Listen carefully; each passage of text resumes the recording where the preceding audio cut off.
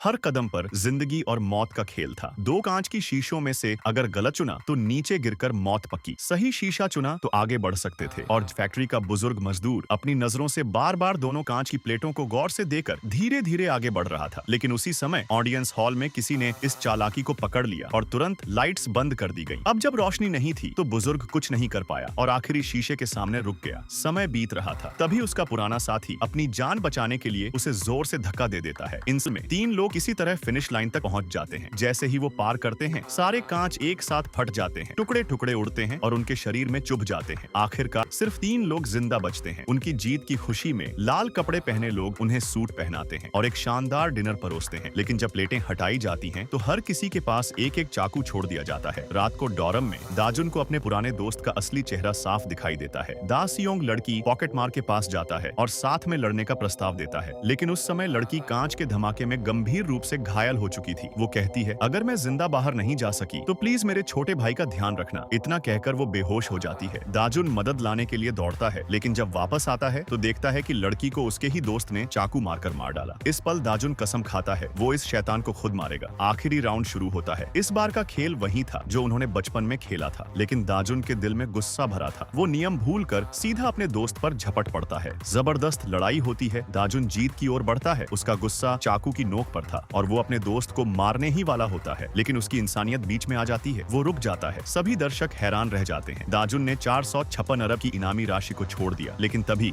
उसके दोस्त के अंदर की आखिरी इंसानियत जागती है। वो खुद ही चाकू उठाकर अपने गले में घोंप देता है। दाजुन बेहोशी में एक सड़क पर जागता है। उसके मुंह में एक बैंक कार्ड है, उसमें पूरे 456 अरब वोन पड़े हैं। वो अपने दोस्त की माँ की सी फूड शॉप पर जाता है, जो अब बंद हो चुकी थी। माँ अभी भी अपने बेटे की वापसी का इंतजार कर रही थी। दाजुन जब घर लौटता है तो देखता है उसकी माँ की लाश बिस्तर पर पड़ी है। उसने पैसा तो जीत लिया, लेकिन लगभग सब कुछ खो दिया। एक साल बाद वो अब भी गंदे कपड़े पहने एक नदी किनारे अकेला बैठा बियर पी रहा होता है। बैंक कार्ड के पैसे को उसने आज तक छुआ तक नहीं, क्योंकि उसके दिल में अपराध बोध है। तभी एक बूढ़ी औरत आती है और पूछती है, फूल खरीदोगे? दाजुन फूल खरीद लेता है। फूल पर एक छोटा कागज का पैकेट बंधा होता है। जैसे ही वो पैकेट खोलता है, अंदर वही कार्ड होता है